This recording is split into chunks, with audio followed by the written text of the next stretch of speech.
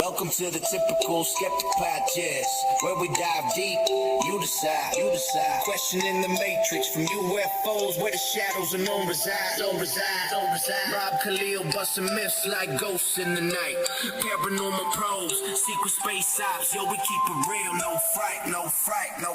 Typical skeptical seeking, never sleeping on the lies. Aliens, Anunnaki, black ops in disguise. From abductions to ancient scripts, we flip the script wide. TSP style, mile after mile, truth can't hide. Hold up, TSP crew assemble, we dismantle the fable. My lab's targeted souls, breaking out of the stable. Dogman howling, big for prowling, cryptids in the mist. Mandela the fifth twist in reality, can't resist the twist. Soul trap snapping, reincarnation mapping, holographic dreams. Near-death visions, out-of-body missions, waking up the teams. No censorship here, we fear no elite scheme. Conspiracy kings ringing bells, hear the freedom ring. Skeptical seeking, never sleeping on the lies. Extraterrestrials, interdimensional highs.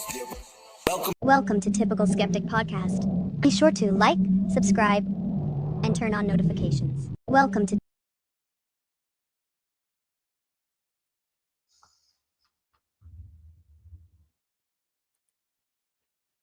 Hey guys, welcome back to another episode of the Typical Skeptic Podcast. I'm really excited about my guest today. This is going to be an awesome show. We have with us Guy Anderson, and he goes by Guy Peter Anderson. Returns for a wide-ranging exploration of the unusual subjects contained in his two newer books. Now, keep in mind, guys, we had Guy on before to talk about Tesla and the Cabbage Patch Kids and the reset and stuff like that. So today we're going to be focusing on his book, The Grimm Origins of Children's Fairy Tales, and which we're going to find out they might not be fairy tales, and then conspiracy theories from Agartha to zombies. One investigated the disturbing origins of the familiar fairy tales before traveling through a broader world of alternative history and conspiracy, from alleged underground civilizations to ancient mysteries to suppressed technology, unexplained phenomena, secret programs, and zombies. And guys, YouTube is at Tesla and the Cabbage Patch Kids. I have that in the link in the description, and I also have the book to his Amazon page. So if you want to get any of his books, like he has 4 of them, it'll be on there. So yeah, I'm really excited about this, and I'm bringing him to the stage now. And I've also all together, guys, the author of Tesla and the Cabbage Patch Kids, The Dark Fairy Tales, Agartha to Zombies, and there's one more that I'm missing. I'll let him introduce himself. Here we go. Guy, thanks so much for coming back on. How are you? I'm good, thank you, Rob. Thanks for having me back on.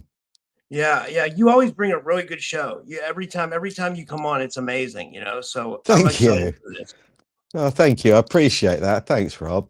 Yeah, absolutely. Yeah, record so I can pull up my notes, but yeah. So tell us about this new one, Grimm's Fairy Tales. So they're not fairy tales. It turns out. Is that what we're dealing with here? Yeah, you're absolutely right. They have very grim origins, and most of them actually start out life as true events, real events that took place. And these involve all sorts of things from starvation, cannibalism, sexual violence, incest, all sorts of things, the supernatural. Originally, they're told to children as a kind of moral or a warning that if they don't do what they're told, bad things will happen. But the true origins of these stories are very, very dark. And I think that if Disney, the brothers Grimm, and then obviously Disney, for example, have sanitized these completely, if they were in their original form, they would be horror movies. Absolutely, each and every one of them would have been a horror movie. Wow, that's it is intense. Where was I going with that? Yeah. When did you start thinking going down this path, guy, and it made you start investigating this idea? It was a couple of years ago. I'd just written Tesla and the Cabbage Patch Kids, and I wanted to, for a long time, I'd wanted to actually explore the origins of children's stories because I'd started watching a few documentaries and reading a few books about it, and could see that they were based on, really, really dark periods of history, and in some cases, real people too. But there was a survey on Tesla and the Cabbage Patch Kids that went out, and it asked what was the favourite chapter.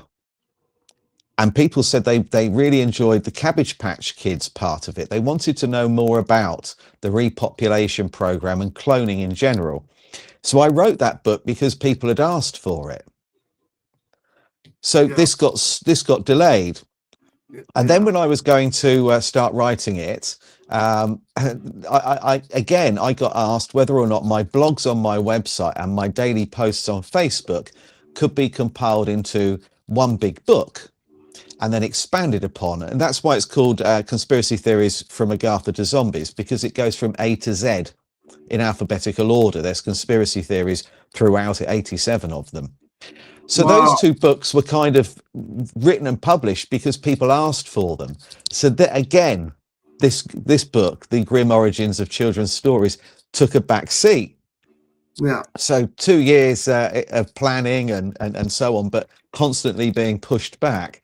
So I'd wanted to do it for a while. Yeah, and for people that don't know you, people might be more familiar with your work and we can kind of review this real quick. Tataria and the Resets and the Cabbage Patch Kids, which were all real events, and the mud floods, and they all tie in together, right? Yeah, absolutely. Yeah. And the reason I called the book is about Tartaria, but the reason I called it Tesla and the Cabbage Patch Kids is because it pulls those two things in. They're very important. Nikola Tesla was clearly reverse engineering Tartarian technology, and the Cabbage Patch Kids, they are the babies. These are the babies that were mass produced to repopulate after they had literally wiped out 3.35 billion people from the face of the earth. So those two are fundamental. So just calling it Tartaria, I didn't think was strong enough. I wanted to bring those two really important factors into the title of the book. Yeah, absolutely. And do any of the new stories in the Grimm fairy tales, do they contain remnants of like the civilization or historical period with Tataria? No, there's no connection to Tartaria within those. It's a complete standalone. And I've tried not to go down that road. I could have tried to find connections, but what I wanted to do was actually bring the original stories to life, where these stories came from, what events took place, who were they based upon. I wanted to really focus on that and not bring my own theories into it. So this is all research done that anybody could find if they want to spend the time doing it. So no, I've not put a spin onto any of it. It's all factual. Yeah, that's amazing. And then which familiar children's story would you say has the most disturbing version? Would it be Hansel and Gretel, or would it be or even like back in the days when we were kids, they would say like before you go to bed, or make sure you go to bed where the boogeyman will get you or something like. Is this all based on like things that were happening in real life, like children being abducted and stuff like that by like Yeah, absolutely. And I suppose one of the best examples of that would be at the Pied Piper of Hamelin. I mean, that was a case of children being abducted. Nobody to this day knows exactly what happened, but children were taken away by somebody who was dressed in pied, with playing a pipe, and it's possibly connected to a certain frequency that only children can hear. And as we get older, we lose the ability to hear that. So that one's quite disturbing. But there are some that are even worse. The true story of Cinderella, for example, what that's based upon. The original story is pretty dark. The stepsisters having their heels cut off so they can try and squeeze their feet into this slipper, this shoe. When you cut away at the softened version that we've been presented with, some of them are dark. And, the story of Cinderella, that starts off with her father. She flees because her father wants to marry her and have sex with her. Oh my You God. know, yeah. So they Yeah, are there's really like themes of dark. an Oedipus complex. The whole Oedipus story, where Oedipus wanted to sleep with his mother. The Greek, remember the Greek tragedy or the Greek Yes, story? Yeah, man, that, that's strange. It seems like the like history was a lot stranger than like we've been led to believe. You know? yeah. But I do wonder whether or not people will think that in a couple of 100 years' time, looking back at now. You Yeah, know, I do wonder that. But yeah, you're absolutely right. It's dark. It is very, very dark. And I think that a lot of these stories, they circulated because parents wanted their children to do what they were told, and so they served as a moral warning. If you don't do what you're told, this can happen. You know, and so kind of like scaring them into submission almost to make them obedient ultimately. But originally these were just shared. These were orally shared. People would pass these stories around, and it was sometime later that they actually were written down, and then the Brothers Grimm adapted them. So the Brothers Grimm never claimed to have written any of these stories. They just adapted them. wow. That's very interesting. Okay. What were did you think they were just like taking them from different traditions and like compiling them together? Something That's like that? exactly what they were doing. Yeah. Yeah, that's exactly what they did.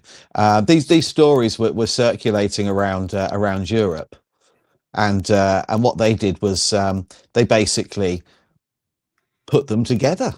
They edited a lot of it. They sometimes strengthened the sort of Christian morality within the stories, but these stories do predate the Brothers Grimm considerably, and all they were doing was kind of preserving, I suppose, these stories. Most of them were from Germany. That's where most of them originated from, Yeah.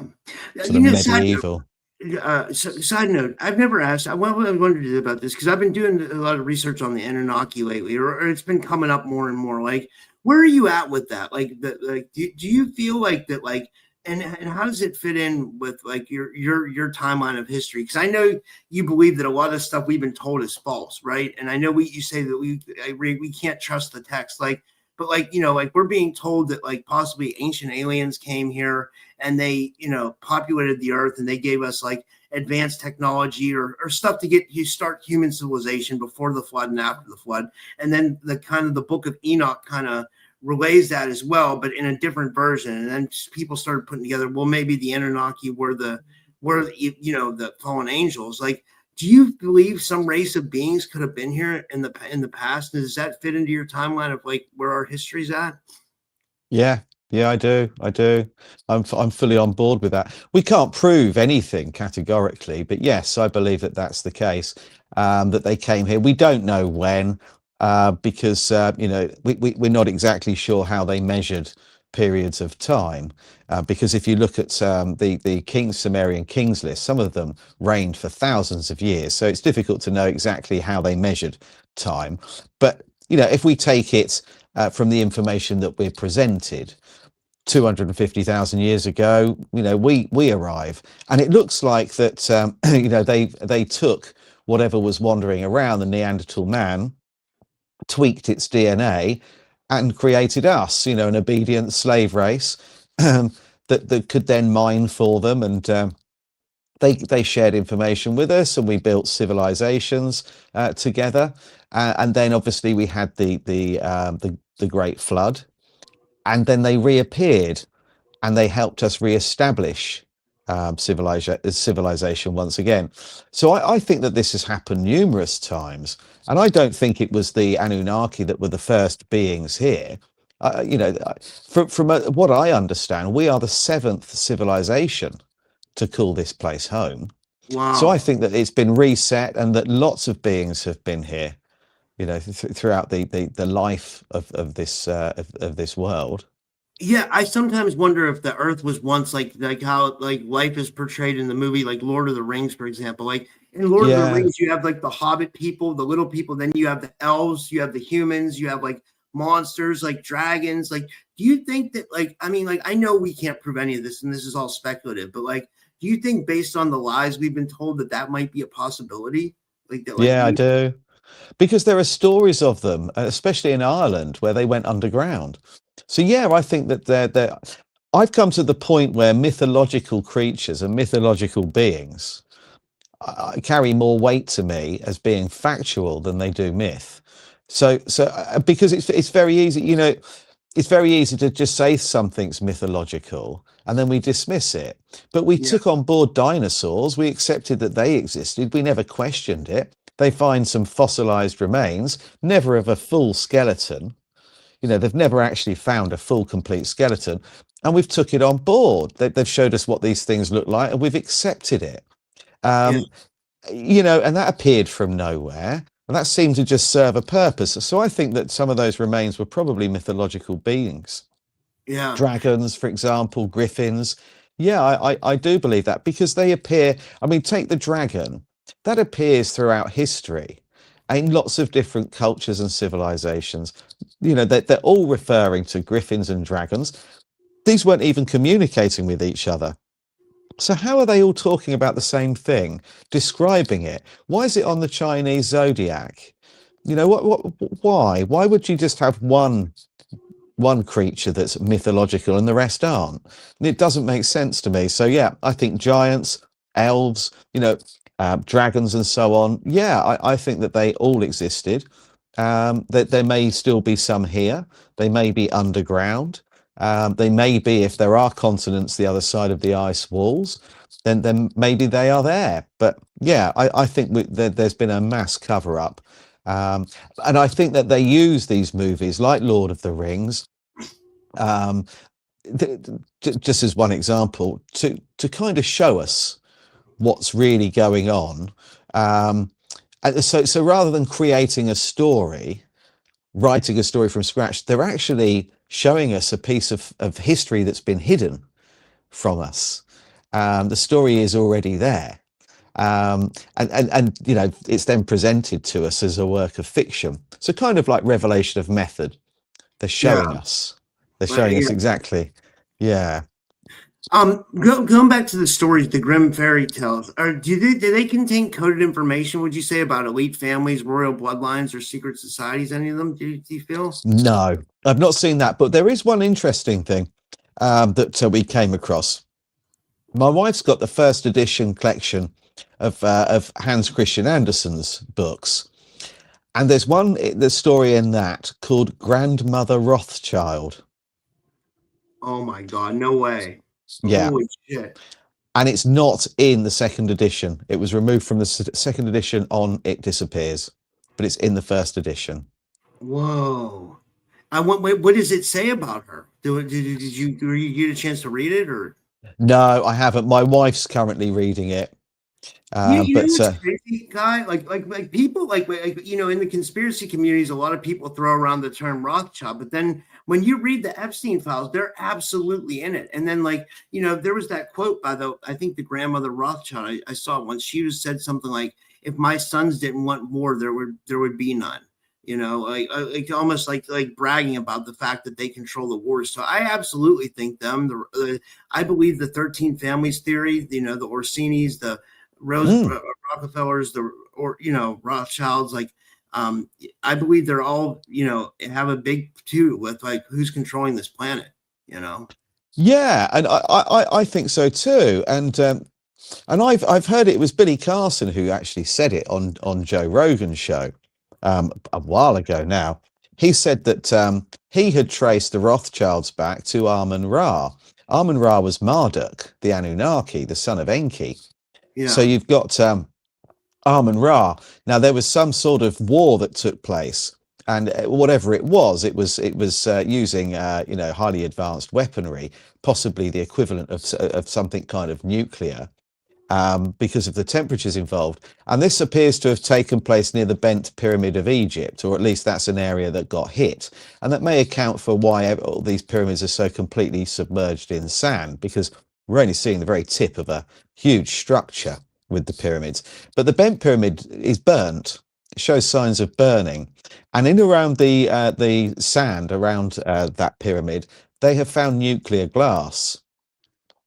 So, sand that is melted to such a temperature that, which would require something the equivalent of a nuclear weapon to actually melt it. And it's called nuclear glass. And this is apparently when, following this war that took place, Amun-Ra or Marduk fled and left everything behind because he was the most powerful god or pharaoh. He left everything behind to his children. And the children were the children of Ra, the Ra childs. Holy shit. Yeah, and that's where he put that connection together. So it looks like they have a direct Anunnaki bloodline, kind of. Yes. So those 13 families appear to be the descendants from the Anunnaki.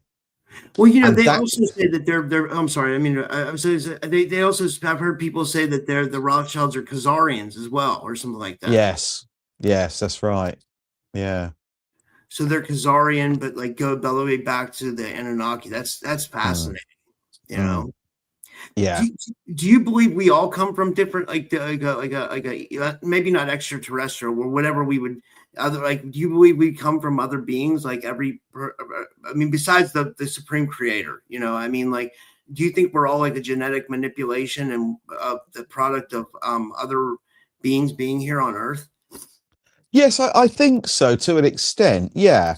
If you look at the Rh negative blood group, that appears to have come from Atlantis.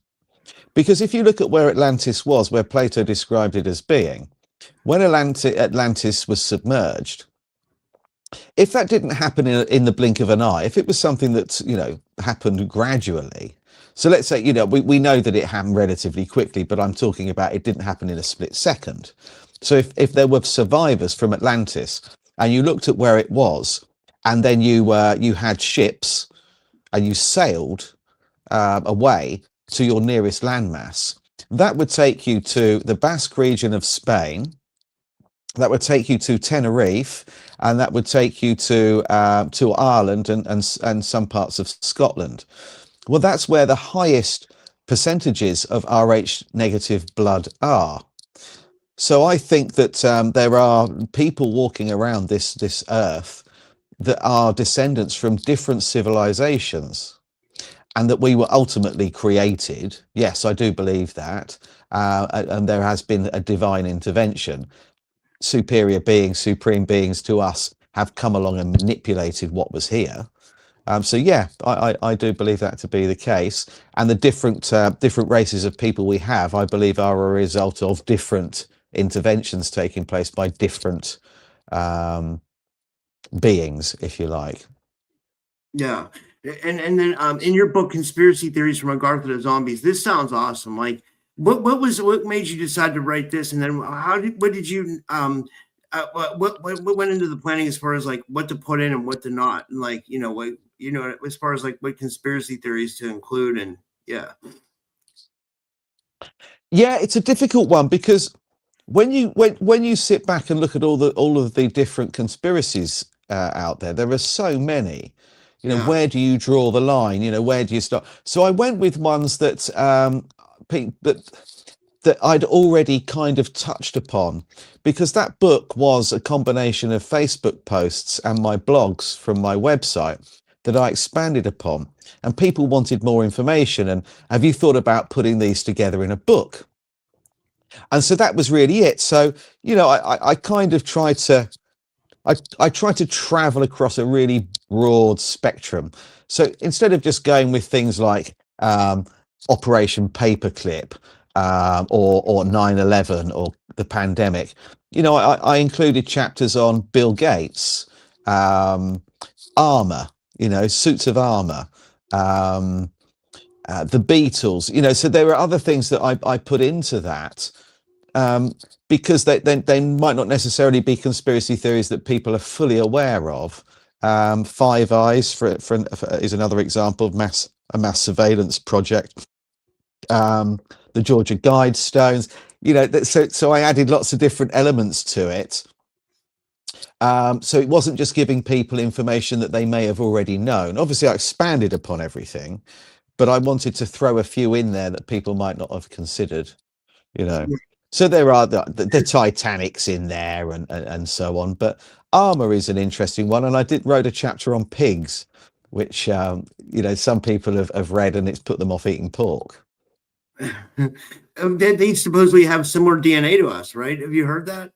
Yes, they do. Yeah, and we not only use parts of their heart in surgery, but we also use their skin for skin grafts as well.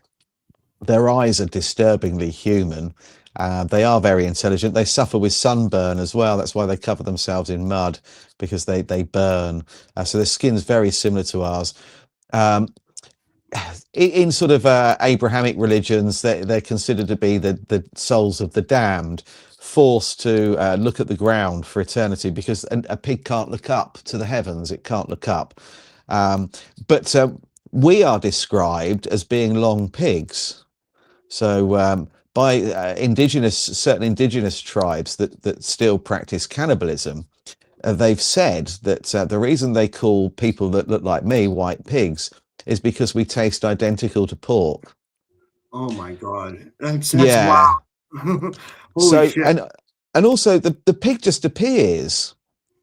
It suddenly appears. It's supposed to be a domesticated boar, which doesn't make sense, because there's no explanation for how they domesticated it, and it changed, so considerably, even to the point where its meat's so much different. Boar meat is so much more gamey. It's tougher. The texture and the taste is completely different. So it's almost as if somebody took the boar and took us and made a hybrid, and that is what they got. Now, certain religions won't eat it. Yeah. They call it a dirty animal, but it's not a dirty animal. It's an extremely intelligent animal. Yes, it'll eat absolutely anything. And as I said, they roll around in mud because they burn in the sun. So I think that someone's played a cruel trick on us, and got us eating something that makes us basically commit cannibalism ourselves, and Wow. they're sat back laughing. They're laughing at us. Do you think that would have implications on a reincarnation scale too? Like they get us to do things like that, then we have to pay karma for it when we eventually pass, which would like make us go back through the reincarnation trap, like little tricks like that.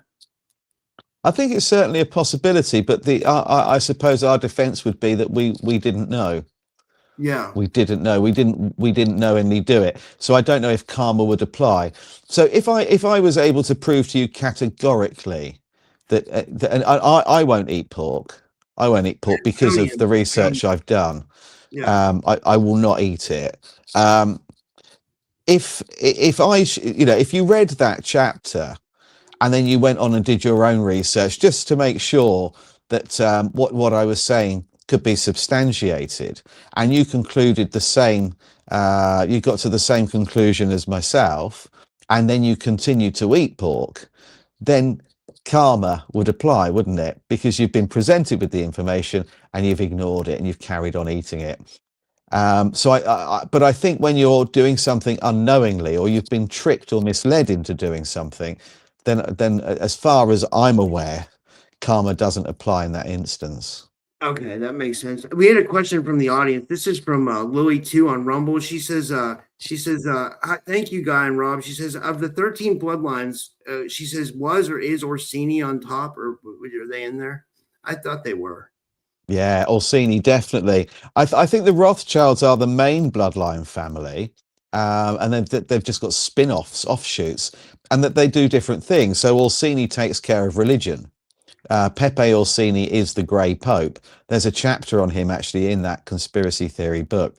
So he's the head of the Jesuit order. Basically he runs the Catholic Church. So the Orsinis run religion. The Rockefellers were running education and oil, and the Rothschilds were running banking. So they each have their own kind of wing, if you like, their own division. So yeah, and essentially they're all cousins. Do you believe that these families are the ones behind the wars? They're the ones pushing wars, like the war in Iran and for all this like expanded Israel project and everything, all this BS we hear about. Absolutely, yeah, yeah, and all wars have been really created by them. They've financed both sides of every single war. You'll have one family that's making money from the weapons, one that's making money from the loans to the countries that are having to finance the wars. Another family will be involved in the reconstruction effort after a country's been completely sacked. So yes, they serve a purpose, but it's not just about the money. A lot of these wars take place because they want to remove populations of people and destroy certain architecture. So the Middle East has been hit so many times because there are things there that they don't want us looking at, and like we saw with the Tomb of Gilgamesh. I mean, the first thing in the Iraqi invasion that they did was went there. That's where they went. They removed the tomb. They gutted the museums. They took artifacts that were thousands of years old and then started flattening the place. So you can see what they're doing. They're trying to, prevent us from seeing anything that would throw a spanner in the works of the narrative we've been presented about our history. So yeah, so I think that, but at the same time, wars in certain places remove certain groups of people too, and they've been doing that for a very long time. And also at the same time, I think they get rather a lot of enjoyment out of seeing us killing each other. There's no blood on their hands, is there? They send us to war. They don't do anything. They're sat back. So there's never any blood on their hands. And I think they're kind of harvesting loose from it. I think they actually feed off of that pain and suffering and death and destruction. I think that they're so low vibrational that they actually feed off of that. Wow.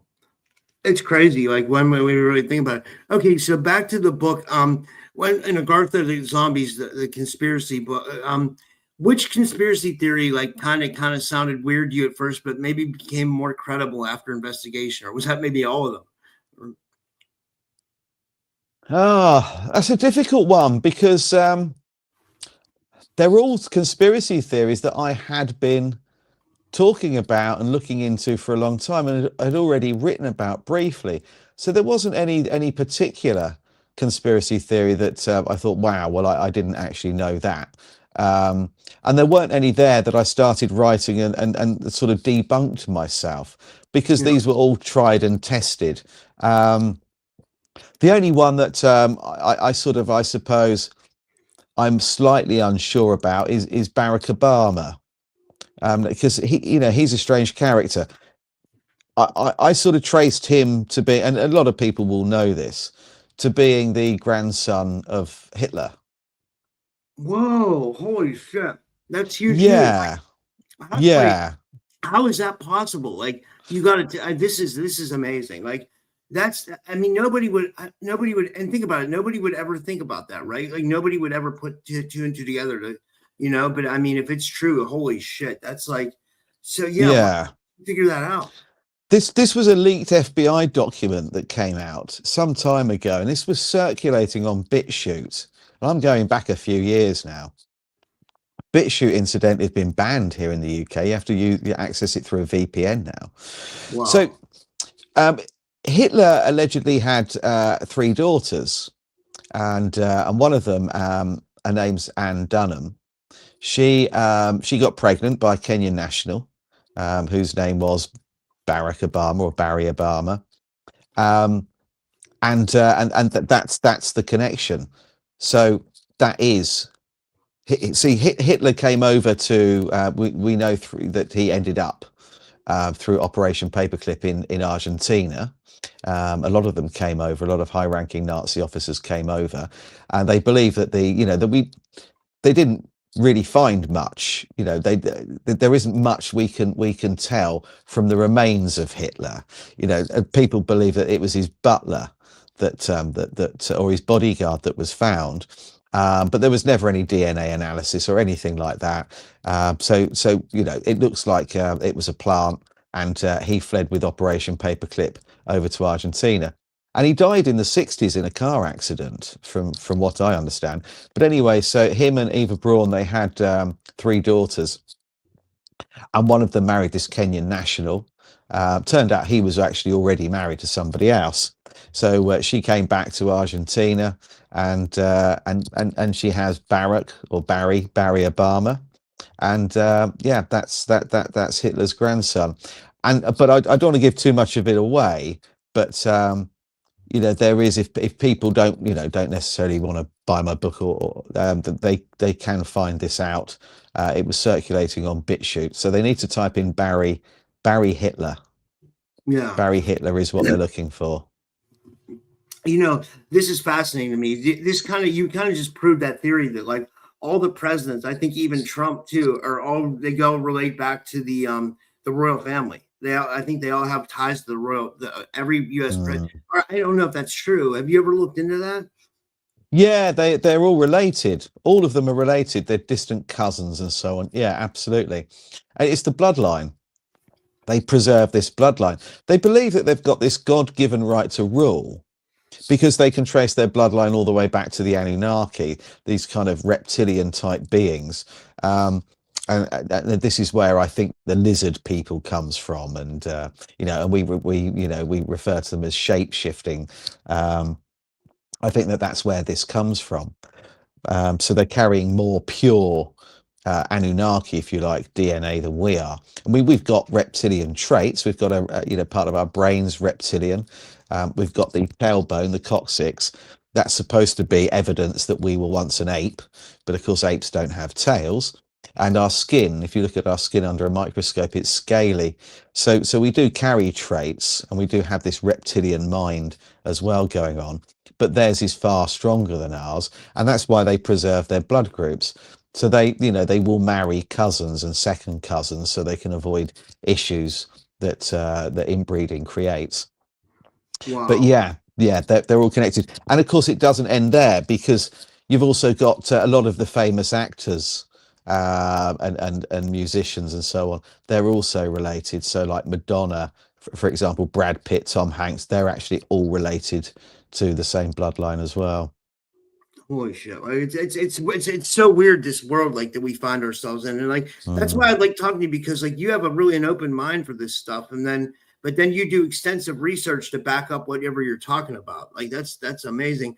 One thing I wanted to ask you about was this is kind of off the beaten path, but I just, like, we mentioned space and UFOs a couple of times. Where are you at with all that, like the whole UFO phenomenon, and space? Like, do because some people think that like we can't get through out to space, and like, but there's different theories going on out there that like, and the whole UFOs in general, maybe is it more interdimensional, or,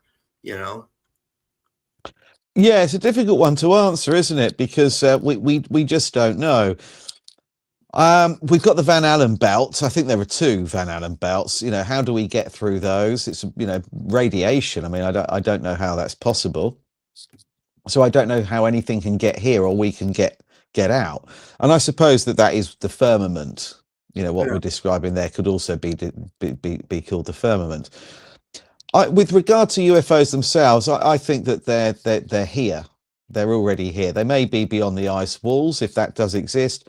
And if they are here on Earth, then my guess is that they're coming from underwater. So yeah, I don't think there's anything coming from the sky. I think that we have alien craft, or craft that we would refer to as alien. I think that's something that we actually possess, and that's black ops. Maybe craft that's been abandoned, craft that's been ditched, technology that's been shared.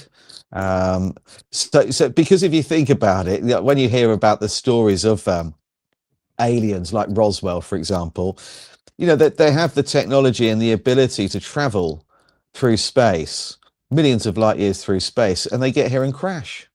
Yeah, I That know, doesn't right? really make that doesn't make any sense, does it? It's a little bit like, you know, a top class, world class racing driver not being able to park their car. Yeah. You know, it doesn't really make much sense to me. So I think that we've perhaps been given the technology, or we've found it and tried to you know, get it up and running, maybe in reverse engineer some stuff. So yeah, I think they're already here, and they've been here a lot longer than we have.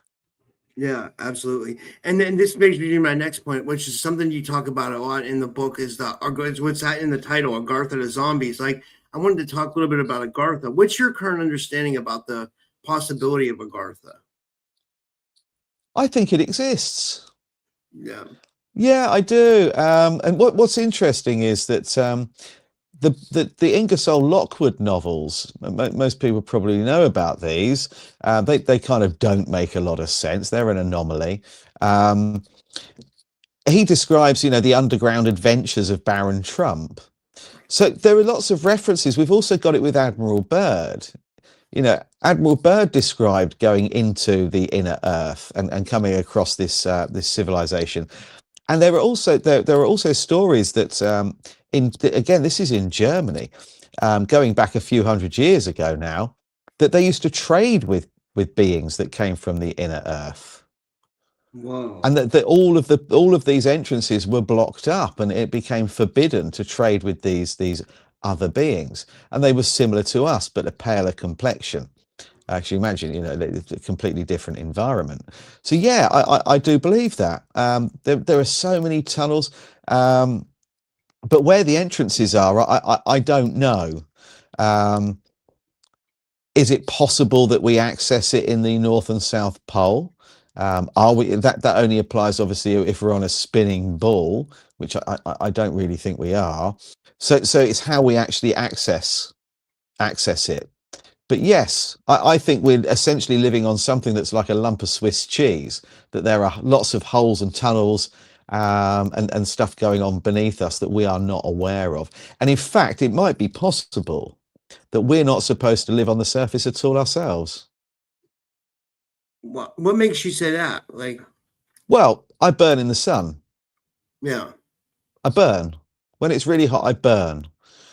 So, you know, before the invention of, and I, not that I would use this because of the chemicals that are in it, but before the invention of sunblock, for example, and you know, that sunscreen, people would have burnt incredibly unless there were shaded areas.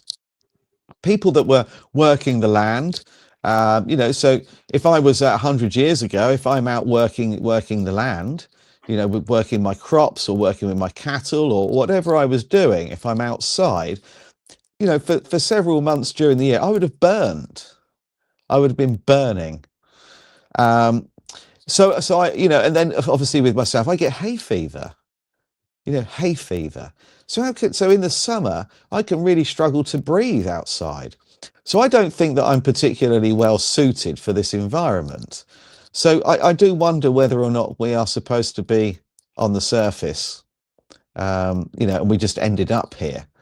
So, you know, it's something that rattles around in my mind. Yeah, yeah. And do you believe that Garth has like a physical location as well as like a spiritual realm or an ancient or like again it probably exists in multiple dimensions or something like that? I don't really know, but I think it's a physical location because I think that's what Admiral Byrd found.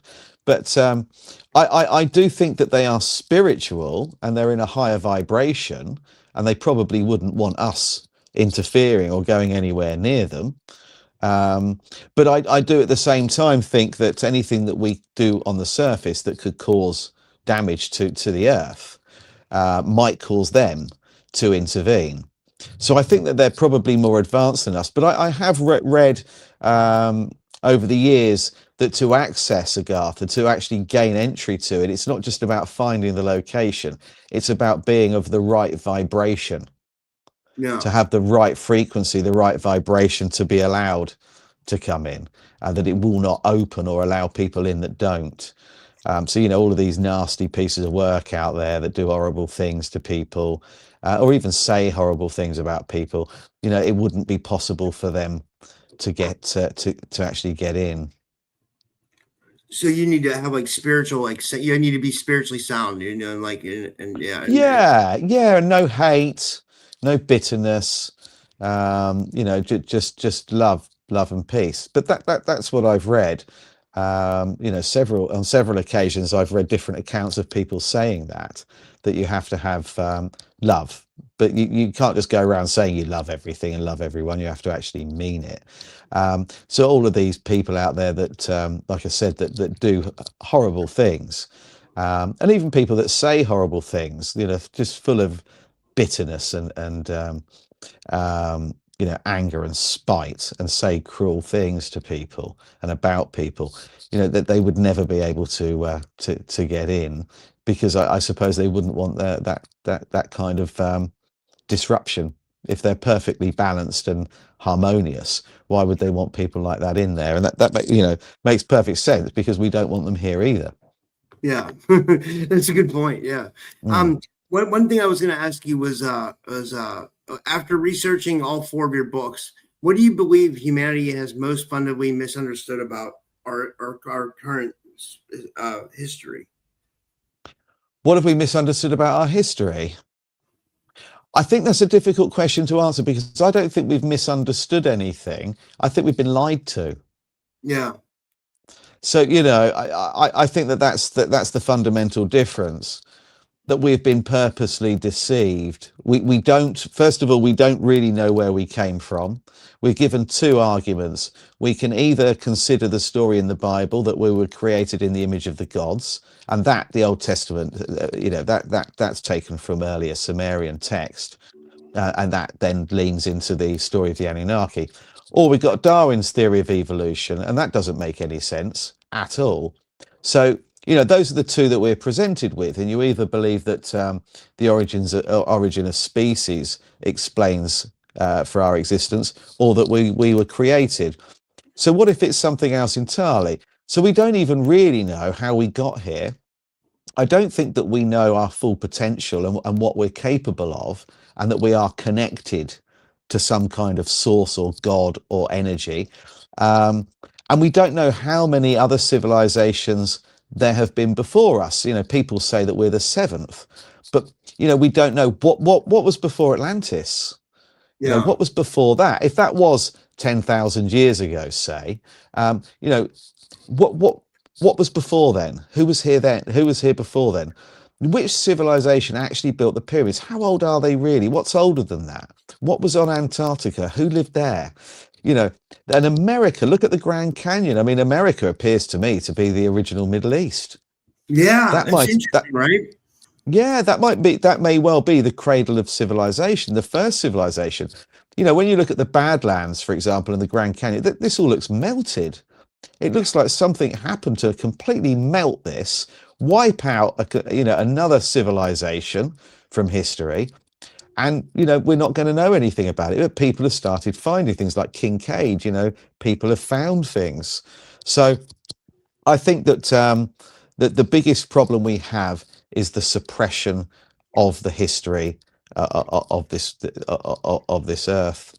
Yeah, there are a couple of things. I know that like people say that like when you go, if you can get inside the Grand Canyon, or like I know some people supposedly scaled it or something and went, like they found a tunnel that like inside, and when they found this tunnel or whatever, there was like Egyptian writing on the walls. And then to kind of back up what you said, this woman Renetta used to come on my show, and she was a big believer in Pangea, and it makes sense because like if you like take like where I'm at, the East Coast of the United States, and you kind of like with your mind just plug that into like, or like kind of put it together like a puzzle piece, like with like, I guess that would be like Europe, with the Eastern Europe, it kind of fits like a puzzle. You know what I mean? Like they were once connected. And I've often thought at times that places in the Carolinas have similar landscape to Ireland. Maybe, I don't know. Yeah, I agree. And the other interesting thing about America is, first of all, some people believe that the Mississippi is the original River Nile. That's the River Nile.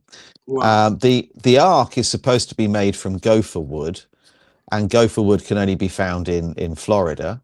New York was originally called Troy. You've got all of these cities and towns in America that mirror those that are in the Middle East. So there's a lot of evidence there to suggest that America is far older than we've been led to believe. And you've got burial mounds, giants, found within burial mounds. The Smithsonian Institute must have so many giant skeletons in there. And so you have so much more history, I think, than anywhere else, possibly anywhere else in the world. And it's been completely hidden from you. So, that's something that needs exploring. Yeah. Why do you think, like, if you have to figure out, like, why do you think they're trying to lie to us about like, do you think it's because, like, they feel like we don't have the right to know, or do you feel like it's because to cover up for religion and to make society control in the way they want it? Or Yeah, you're bang on there, Rob. I think what they've done is they've given us a story, and that story's enabled us to be controlled. So before we had Darwin's theory of evolution, we had the Bible. yeah, And we were sort of forced really to accept it and forced to follow it. We had the Ten Commandments that they don't even follow themselves. And so we had kind of laws and rules to follow. And if we did what we were told, and if we were good, then this person that was preaching to us would have a word with God and get us in when we die. And we would hand over money and do whatever they said. In some cases, hand over children as well. And so I think that what it's done is it's controlled us. It's made us live in fear. It's made us feel guilty. We're sinners. We sin from the moment we're born. We're sinning all the time, and someone died for our sins, and all this kind of thing. We've done nothing to most of us. Obviously, there are some really nasty people out there that have done horrible things to people, but the average person is decent at the core. And so to live in a world where we're told that we're sinners, and that we've got to listen to somebody and do whatever they say, or we're not going to go to heaven, we're going to burn in hell for all eternity. That seems a little bit kind of bizarre, really. Also unfair if it's a loving God that's looking over us, that loves us, unconditionally. But if we don't do what we're told, we're going to burn in hell. That sounds a little bit odd. So I think that that this was introduced. They've taken earlier belief systems, they've adapted them, turned them into a method of control, kind of weaponized it, really. And it's also generated an incredible amount of money. So we've just got this story, haven't we, up until Darwin's Origin of Species, about how old the Earth is and who made us and why we're here. So that's all we've got. And then all of a sudden, people start uncovering things that are older than the Bible claims that we've been here for. And this is where, people have ultimately been ridiculed. People have been removed for sharing all of this information because they want to protect their narrative. But we're now at a point where too many people have uncovered this stuff. And too many people no longer follow religion. There's more that lean towards science. Not that we can necessarily trust that either. But I think we've now reached a point where we are finding out the truth. We're questioning things, and that is why I believe we are going through a reset now. Too many people are awake. Too many people have seen through the matrix. So it's not just that they're hiding our past from us because they want to control us. But I also think they're hiding other things. Like we used to work with frequency, and frequency could heal. We didn't need big pharma. We didn't have education in the same way that we do. We didn't have a metered electricity unit in our house. We had free energy. So I think that they've removed parts of our history so they can control us in more ways than one. Because, let's fast forward and say 10 years from now, let's say we've all got the Chinese social credit scoring in place, and I put a tweet out about the government and objecting to something, they turn my electricity off. Wow. So I think it's about ultimately about completely controlling every aspect of our lives, our belief systems, everything. We're indoctrinated from the moment we walk through the school gate or the church yard, and they've got us from every single angle. Control what we eat, control what we watch, control our education, tell us that we can only pass an exam if we regurgitate their lies word for word, verbatim.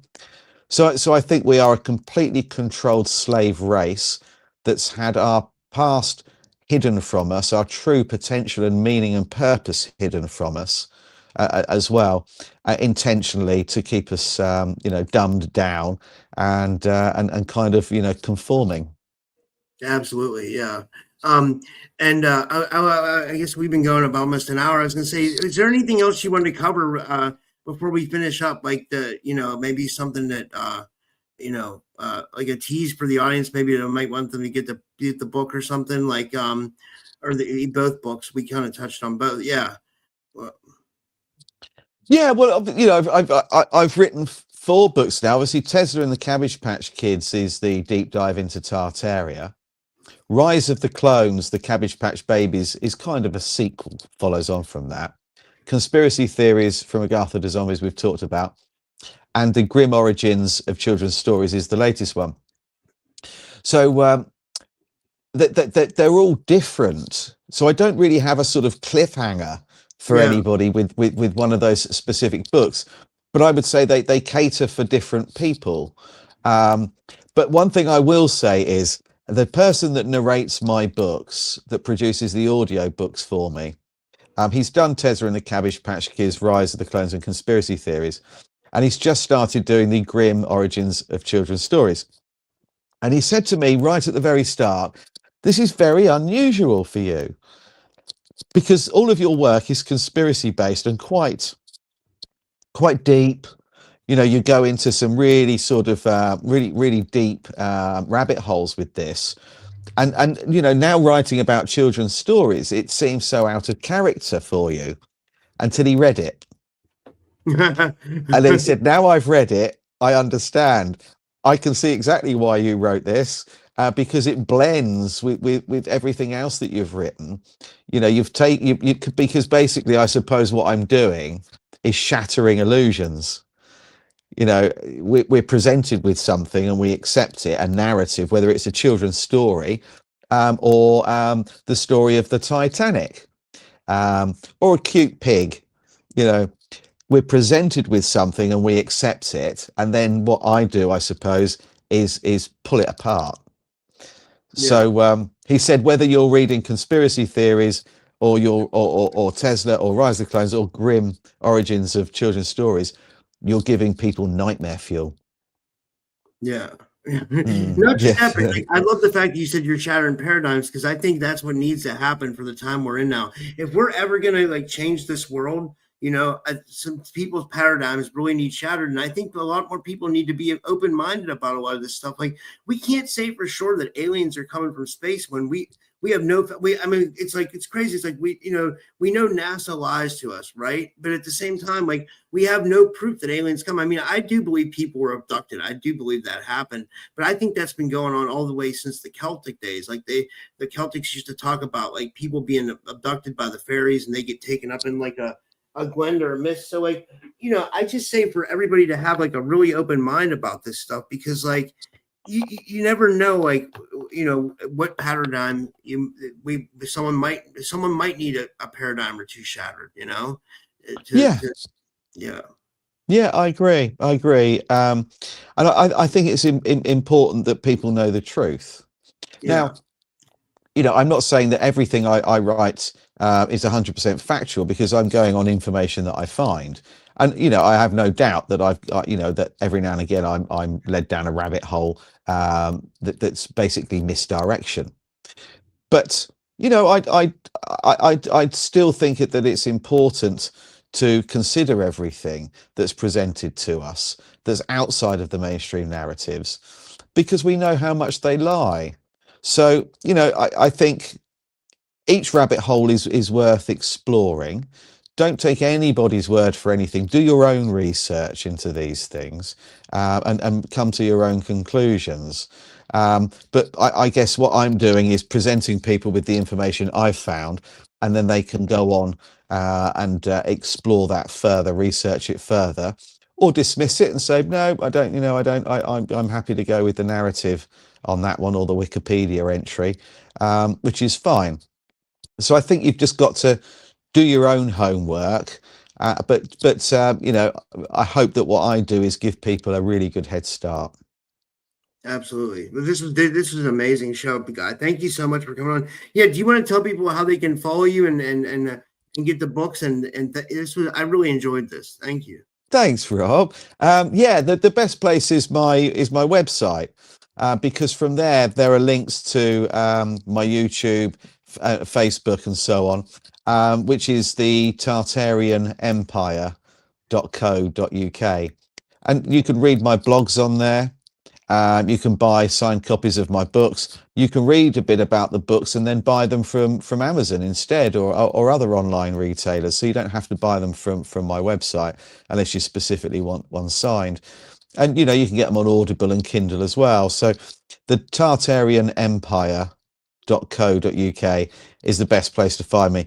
And if they go on there and look through the blogs, they'll find one on the Antichrist, which is worth reading, and because that will surprise you with who it is, and another one on Nikola Tesla, which was the last interview he ever gave, and they cancelled it. They stopped it being aired. So Whoa. people might find those interesting. So the blogs contain information I cannot put on Facebook without losing my account. So they Wow. might find those interesting too. And that's tartaria.co.uk. The Tartarian Empire. The tartarianempire.co.uk. .co.uk, yeah. Yeah. And I went with .co.uk so people know that I'm in the UK. So if you're ordering a book from America, it'll take 10 days to get there. If you order one and you live in the UK, you know, it only takes a couple of days. So I wanted people to know that I am in the UK. So, you know, they can see when they place an order that it's not going to turn up tomorrow if you're across the pond or in Australia. Yeah. Hell yeah. This was awesome. And thank you, guys. And guys, I'll be You're live welcome. again in 5 minutes. So, or 5 or 10 minutes. So different link though. So I'll see you guys soon. And thank you, Guy. And thank you everybody. And have a good night, everyone. And thanks.